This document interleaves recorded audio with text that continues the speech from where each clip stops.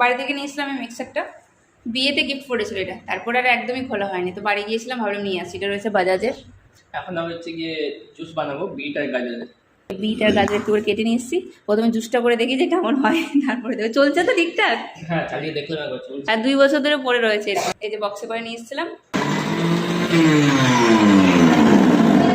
এই রে, কি করছো তুমি? পুরো মেশিনটাকে দিল কি করে ভেতরে, দেখো। একটু করে দাও, একটু করে দাও।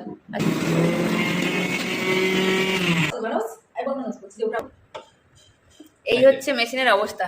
এইরকম জুস কে খাবে বলো?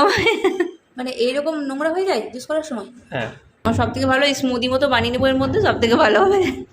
অর্ধেকটা গাজর আর একটা বিটে এতটা হয়েছে। ভালো লাগছে?